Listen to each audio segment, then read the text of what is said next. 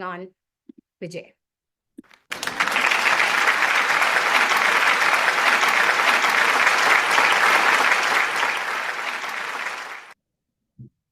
Thank you so much, Dhanya, for bringing me up. And great collaboration, Sri Ram and Ramnath ji. Wonderful transformation story. And I really loved the LYL video. I'm eagerly waiting my daughter to grow up so that I can enroll her in that program. Okay, so today we are going to discuss about a very interesting topic, which is cholesterol.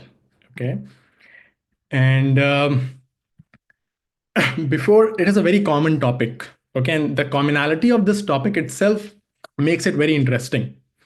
Okay, so let me begin. Okay, so first of all, according to the American Heart Association, about 30% of total population is high in cholesterol. What that means, out of 8.2 billion people on the planet, 2.46 billion people have high cholesterol issues. Now, this number is staggering, right?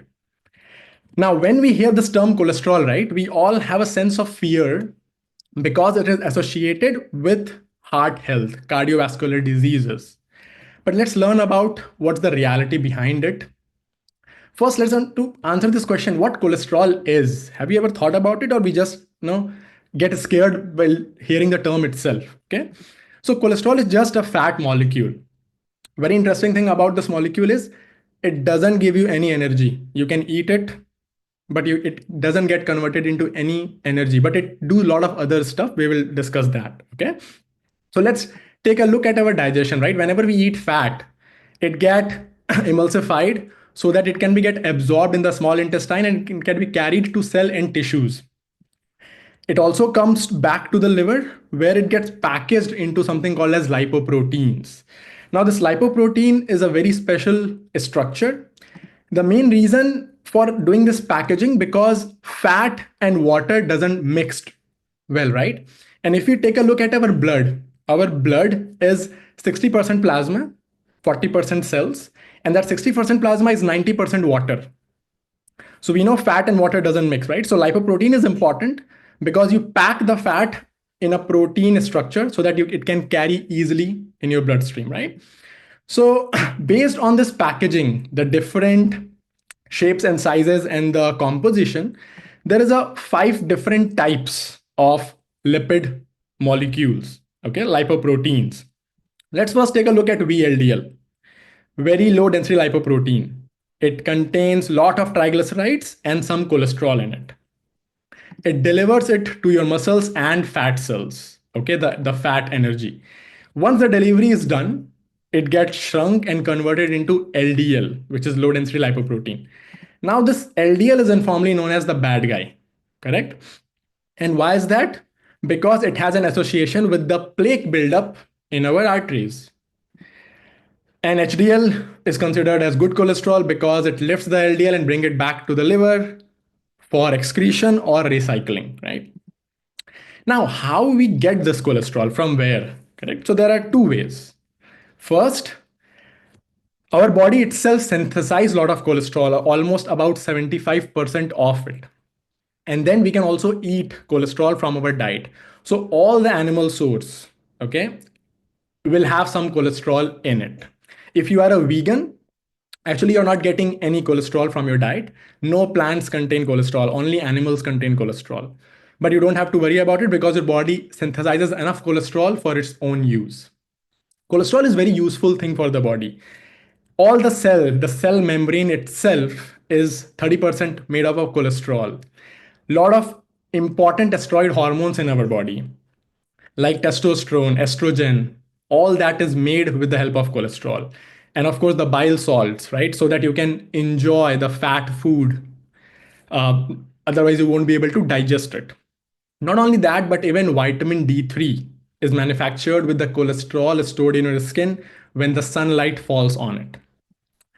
There is a way to quantify your cholesterol by doing a simple lipid profile. Okay. Now, this is a sample report of someone. If you look at the numbers, right, this numbers looks pretty high. Okay. If you show it to a doctor, they are immediately going to recommend a statin drug because the cholesterol was really, really high. But what statin really does to you? Okay, let's have an informed decision about it. Okay, first of all, statin do lowers the cholesterol. That is correct. But again, we are lowering it with the assumption that cholesterol is bad for our health. Okay. But what kind of cholesterol it reduces? Okay. Do we really want that kind to get reduced? We will answer that. Okay. Does it prevent heart disease? Actually, there is no strong evidence behind it. Same thing for longevity. How long will you live longer if you are on statin drugs? Actually, again, there is no strong proof. Side effects, oh yes, lot of it. Okay. So first of all, I want all of you to get out of the notion of high and low cholesterol and rather shift to more balanced and unbalanced cholesterol. Okay. So what I mean by that, 190 total cholesterol could still be unhealthy, although it is within the range of 200. And 350 could be healthy, although it is way higher than the normal range, right?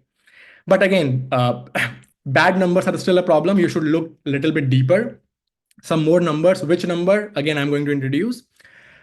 But what I'm trying to tell here is we have to fight the root cause and not the rescue attempt. Let me explain that with an example. Okay. Whenever there is a fire accident, you will always find firemen fighting it. Okay. So there is an association of fire and the firemen. Now, same thing, let's think from a cholesterol or LDL perspective. LDL in our arteries is actually there to do something, to fight something. Okay. It's not the cause for the plague itself. Okay. It's a very important. So in this scenario, right, if we always see firemen and fire together, we cannot blame the firemen that you are the cause of the fire. If we are doing that, we are actually eliminating the wrong guy, the good guy here. Okay. So same way, cholesterol has a different purpose. It is not the bad guy. So far we knew that cholesterol was behind all the heart issues. Everyone was scaring us. But then what is the real cause of heart diseases if it's not cholesterol? Okay, let's try to understand this. Okay. So the first real cause is inflammation. Second is insulin resistance. And third is oxidative stress. Now, there is a very, very strong correlation and research to back this up. There's a strong correlation between these three parameters and cardiovascular diseases, and a very weak association of cholesterol and cardiovascular diseases. Okay. Now, when the cholesterol is unbalanced, there are certain indicators I have listed here that we have to look and we should look them. Individually, any of them will not give you the real picture, but when we look at them together, we can know a lot about our LDLs and cholesterols. Okay. So first, let me talk about the sugar and the fat. We all know a lot of talks have been given on carbohydrate, glucose, processed food. If you take a lot of them, your insulin resistance will increase, which is one of the root causes, by the way. And if it continues for a longer time, insulin resistance, your HbA1c will improve, and then you will be diabetic. And then if you eat a lot of saturated fats, your triglyceride will shoot up. And again, your cell will develop resistance for both glucose and fat. Okay. Now, there is one corner case in which, although you are following a very healthy lifestyle, still your LDL is always high. In that case, I recommend a genetic mutation LDLR test, which is LDL receptor test. If it is a positive, then maybe starting some drugs is not a bad idea. Okay.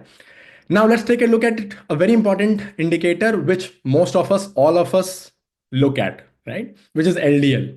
So if you look at these numbers, right? Cholesterol total, 299, it's quite high, like 100 point higher than the top range. Then LDL-C, this is the cholesterol stored in your LDL lipoproteins. Again, like very, very high than the range, right? 225. If you show this number to your doctor, immediately you are going to get statins. Now, this is not enough. Okay. Why? Because LDL size matter. There are two categories of LDLs basically. There is a pattern A and pattern B. Pattern A we call as fluffy LDL. They are the big fluffy LDLs and they are absolutely safe. They cannot do any damage to your arteries. On the other hand, there is a pattern B, and this is what the unwanted LDL is, and we want to get rid of this guy. Okay.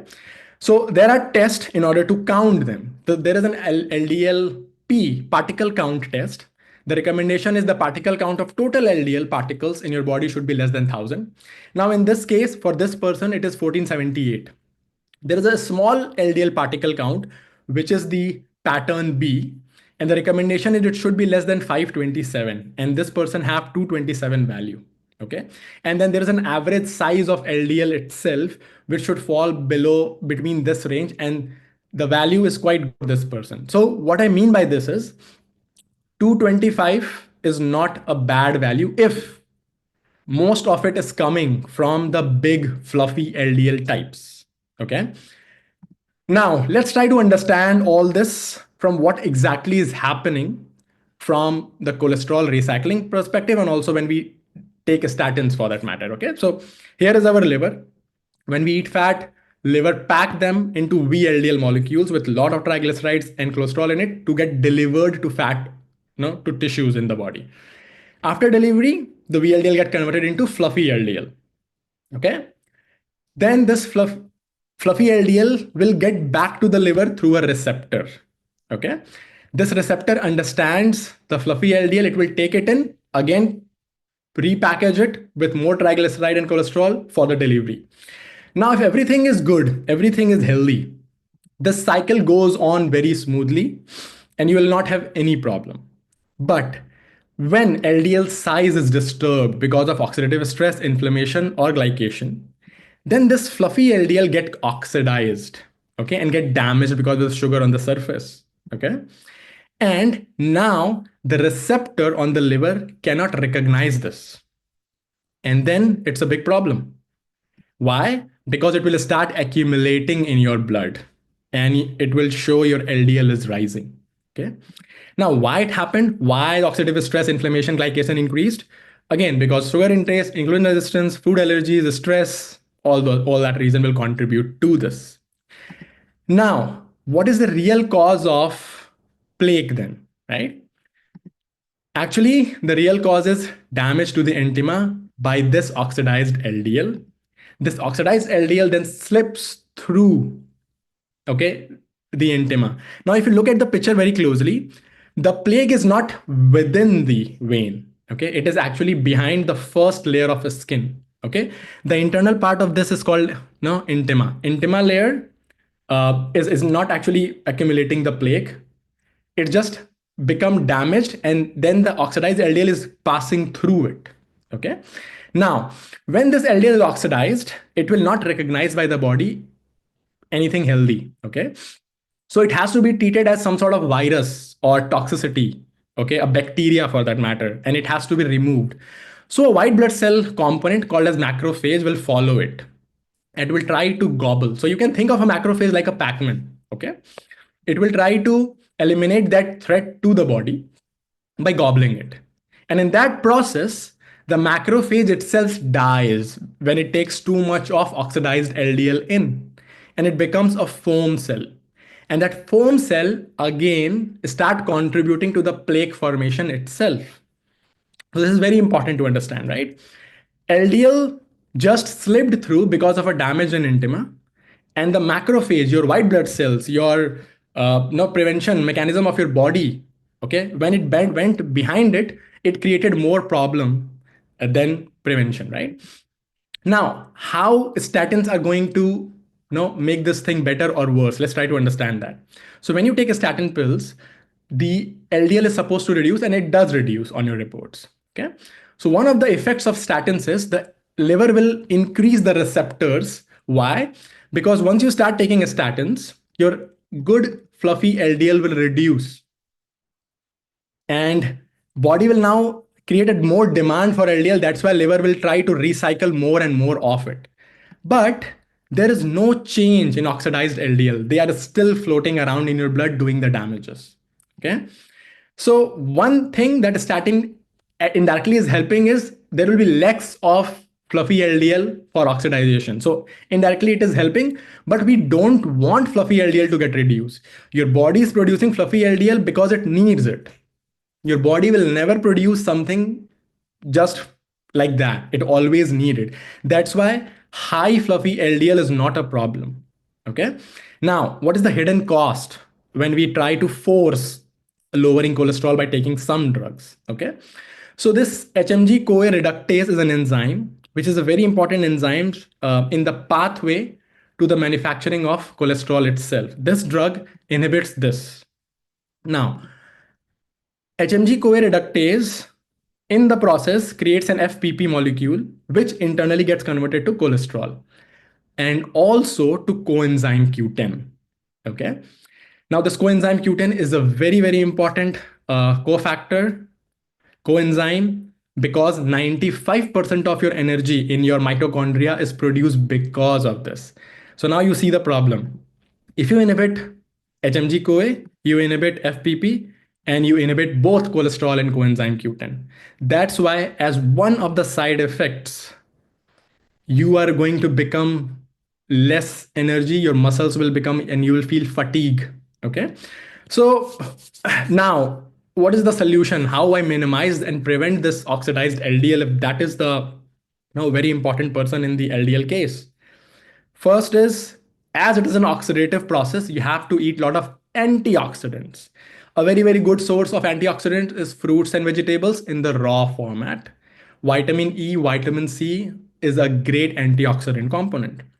You have to eat good amount of fats, avocados, omega-3, nuts, seeds, all that will give you an advantage. Okay. In order to maintain a healthy cholesterol metabolism, the WQ lifestyle recommendation, whatever you are following, will always work. One very important point I want to highlight is if you are following a healthy lifestyle and all your parameters, like the indicators that I mentioned, okay, apart from cholesterol itself, if they are balanced, you should not be worried too much about cholesterol. Okay. Again, as a disclaimer, don't ignore it. Discuss it with your health professional, your coaches, and take a deeper look if it is required. Okay. So maintain your wellness pillars and do remember LDL size matters. Okay. So don't fear cholesterol, understand it, balance it, and let it work for you. With that, I'm done. Thank you so much. Back to the host.